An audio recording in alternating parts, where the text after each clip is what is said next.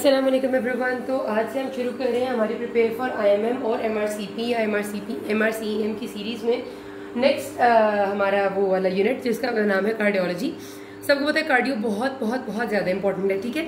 तो इसमें टॉपिक्स बेतहाशा हैं और इसमें से क्वेश्चन भी बेतहाशा आते हैं। इसको कवर करना एक बहुत बड़े दरिया की तरह है।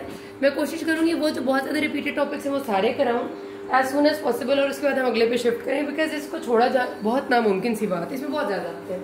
अच्छा, आज जो हम करने लगे हम बिल्कुल उस चीज़ से शुरू करें जो बहुत ही कॉमन है और जो बहुत ही ज़्यादा एमसीक्यू में आती है और जिसको जनरली भी आना बहुत ज़्यादा ज़रूरी है।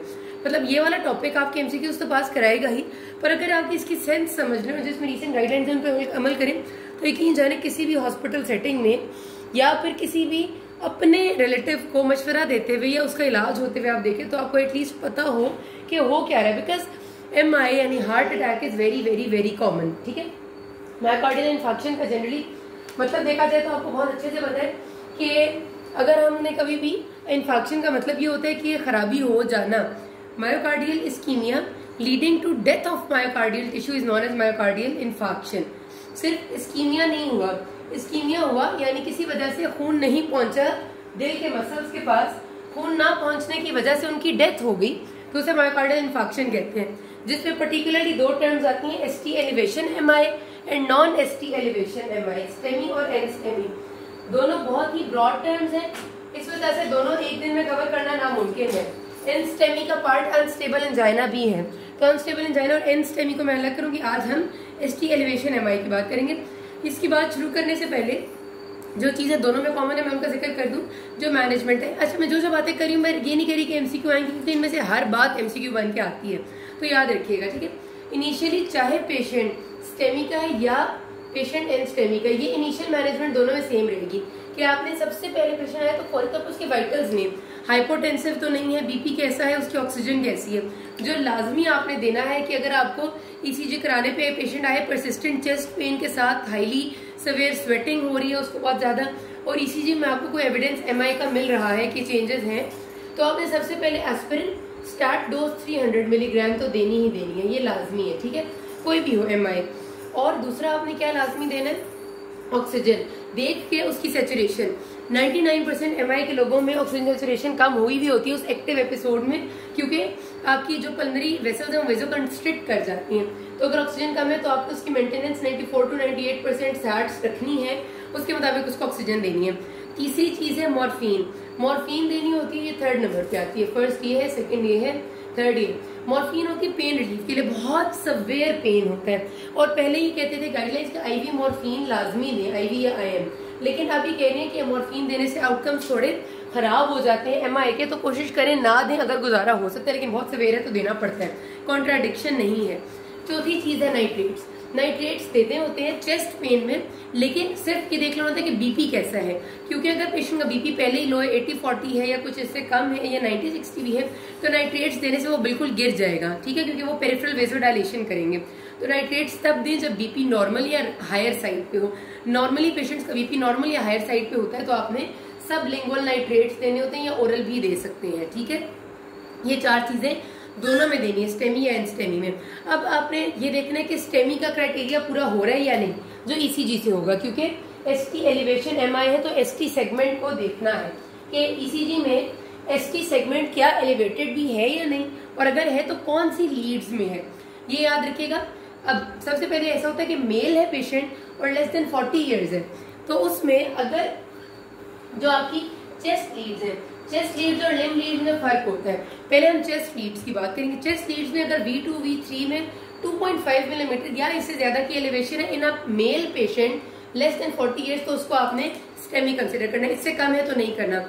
सेम मेल पेशेंट है पर मोर देन 40 ईयर्स है, तो same chest leads V2 V3 में 2 मिलीमीटर की एलिवेशन होगी तो भी स्टेमी कंसिडर होगा, क्योंकि एज बढ़ने के साथ साथ रिस्क फैक्टर्स बढ़ जाते हैं, ठीक है। अब अगर पेशेंट फीमेल है और यही वाली चेस्ट लीड्स है V2 और V3, तो इसमें 1.5 मिलीमीटर एलिवेशन होगी तो भी कंसिडर करना है कि वो स्टेमी है। मेल और फीमेल में इतना डिफरेंस क्यों है भला, कि मेल में हम 2.5 में करते हैं, फीमेल में 1.5, क्योंकि मेल्स में जनरली प्रोपेंसिटी ज्यादा है, male gender is more prone to heart attacks while females are not. Females में हार्ट अटैक होना बहुत ही रेयर बात है, तो तो अगर 1.5 भी है तो उसे हार्ट अटैक कंसिडर किया जाएगा। और अगर लिम्फ लीड्स की बात करें तो सिर्फ 1 millimetre elevation, only 1 millimetre will be considered significant. उसके अलावा अगर हिस्ट्री नहीं थी किसी भी लेफ्ट बंडल ब्रांच ब्लॉक की और कोई भी आपको मिला है तो that will also be considered as a STEMI left bundle branch block which is new in onset. ठीक हो गया। अब बहुत इंपॉर्टेंट बात आगे करने लगे कि डेफिनेटिव मैनेजमेंट क्या करनी है स्टेमी की। बहुत गौर से सुनिएगा क्योंकि इसमें 2 चीजें 3 चीजें हैं जो समझ से बाहर हो जाती हैं अगर गौर से ना सुनो। सबसे पहले ये तो होगी इनिशियल मैनेजमेंट। अब हमने इसीलिए देख लिया और ये स्टैब्लिश हो गया कि स्टेमी तो है। डेफिनेटिव मैनेजमेंट में आती है सबसे पहली चीज जो डेफिनेटिव है वो PCI, percutaneous coronary intervention. Percutaneous coronary intervention का मकसद ये होता है कि क्यूटेनियसली रेडियल या फेमरल आर्टरी के जरिए हम जाते हैं, फेमरल या रेडियल वेन सॉरी, ठीक है, बैक की तरफ, हार्ट की तरफ जाते हैं और जाकर जो वेसल ब्लॉक है उसको या तो सिर्फ खोल देते हैं बैलून डायलिटेशन या उसमें स्टंट डाल देते हैं। ठीक है, स्टंटिंग लाजमी होती है इसमें नॉर्मली। तो ये पीसीआई है। पीसीआई क्या होता है, एक लफ्ज आता है डोर टू नीडल टाइम, ये आपने पहले भी सुना होगा कि पेशेंट के आपके दरवाजे पे आने से लेकर पीसीआई की सुई लगने तक का time should not be more than 120 minutes. Door to needle time क्या है, 120 मिनट्स यानी 2 घंटे। पेशेंट आपके दरवाजे पे आ गया है, एमआई का है, तो उसको पीसीआई होने के लिए 120 मिनट्स चाहिए, मतलब इसके अंदर अंदर हो जानी चाहिए। अब अगर आपके पास पीसीआई करने की अवेलेबिलिटी उस सेटअप में नहीं है, फॉर एग्जांपल आप किसी गांव के टीएचक्यू में या डीएचक्यू में काम करें, अभी डीएचक्यू भी नहीं, आप सिंपल किसी बेसिक हेल्थ यूनिट में हो जो किसी गांव वगैरह में है और वहां कोई पेशेंट आगे जहां पीसीआई नहीं हो सकती 120 मिनट्स के अंदर अंदर, और आपको ये पता है कि अगर आप इसे रेफर करेंगे किसी बड़े हॉस्पिटल में तो भी 120 मिनट्स में यानी 2 घंटों में ये नहीं पहुंच पाएगा, तो पेशेंट को रेफर नहीं करना और फिब्रिनोलाइसिस कर देनी है वहीं पे। फिब्रिनोलाइसिस का मतलब ये है कि आपने ड्रग दे देनी है जो उस क्लॉट को तोड़ देगी। इसकी डिटेल हम बाद में करेंगे, ठीक है, कि कौन सी ड्रग है और कितनी देनी है। लेकिन ये बात याद रखनी कि अगर पीसीआई 120 मिनट में आपके पास पॉसिबल नहीं है और पेशेंट 120 मिनट में ऐसी जगह नहीं पहुंच सकता तो फिब्रिनोलाइसिस is the drug of choice. MCQ आता है इसलिए याद रखेगा। वो आपसे कहते हैं कि पेशेंट बहुत दूर था, किसी रिमोट एरिया में 120 मिनट्स में 2 घंटों में एक्सेस नहीं हो सकती थी, तो what is your drug of choice, तो फिब्रिनोलाइसिस है। चलो, अब अगर हमने फिब्रिनोलाइसिस की तो दूसरी बात ये याद रखनी कि फिब्रिनोलाइसिस करने के 90 मिनट्स के बाद यानी 1.5 घंटे बाद ईसीजी रिपीट करनी होती है। अगर ईसीजी चेंजेस रिवर्स नहीं हुई, रिवर्स हो जाना चाहिए, अगर रिवर्स नहीं हुई तो इसका मतलब है कि आपने पेशेंट को फौरी तौर पे किसी पीसीआई वाले यूनिट में ट्रांसफर करना है। तो इसका बेहतर ये तरीका होता है कि अगर आप किसी ऐसे सेटअप में है जहाँ पीसीआई नहीं है और 120 मिनट में पेशेंट पीसीआई नहीं करा सकता तो फिब्रिनोलाइज करके उसको रेफर कर दें उसी वक्त किसी और यूनिट में जहाँ पीसीआई हो सके, ताकि अगर रेजोल्यूशन ना भी हो 90 मिनट्स में तो वो पीसीआई वाले यूनिट के करीब तो पहुंच चुका हो। अब बात करते हैं पीसीआई की यानी परक्यूटेनियस कोरोनरी इंटरवेंशन की। एक कुछ ड्रग्स हैं जो हमने इससे पहले देनी होती है, कुछ ड्रग्स हैं जो हमने इसके दौरान देनी होती हैं। ये याद रखनी है, एमसीक्यू में आती हैं। सबसे पहले जो ड्रग्स पीसीआई का हमने कर लिए कि हमने करनी है, तो बिफोर पीसीआई क्या देना है, अगर पेशेंट पहले से कोई डुअल एंटीप्लेटलेट्स एजेंट्स ले रहा था, कोई भी डोएक्स में से ले रहा था, तो आपने उसको एस्पिरिन प्लस क्लोपिडोग्रेल देना है। ठीक है, अगर पहले से पेशेंट कोई भी डोएक ले रहा था तो एस्पिरिन प्लस क्लोपिडोग्रेल देंगे पीसीआई से पहले। और अगर पेशेंट पहले से कोई भी एंटीकोएगुलेशन नहीं ले रहा था, अचानक से उसे हार्ट अटैक हो गया, कोई रिस्क फैक्टर या कुछ भी नहीं था, तो फिर आपने उसे देना है एस्पिरिन प्लस प्रेसुग्रल। ठीक है, ये हो गई पहली बात जो पीसीआई करने से पहले हमने देनी है जब पीसीआई करने का फैसला हो गया। अब पीसीआई के दौरान क्या देनी है, 2 अप्रोचेज है इसमें भी। एक ये कि आप रेडियल आर्ट उसके जरूर जाएंगे, दूसरी आप फेमरल के जरिए जाएंगे।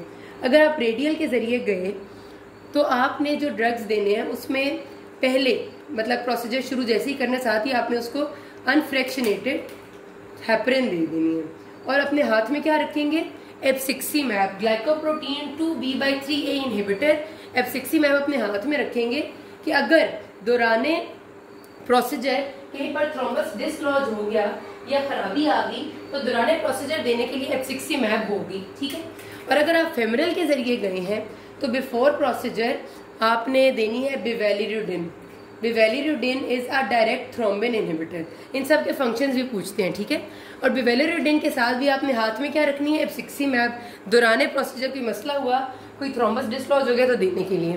तो ये है आपकी सारी स्टेमी की मैनेजमेंट। ये पीसीआई से पहले क्या देना है, पीसीआई के दौरान क्या देना है, फिब्रिनलाइज कब करना है, फिब्रिनलाइज करने के बाद कितनी देर बाद चेक करना है कि रेजोल्यूशन हुई है नहीं, ये सब एमसीक्यूज हैं, याद रखिएगा। किसी कोई मसला हो ये करना। Thank you.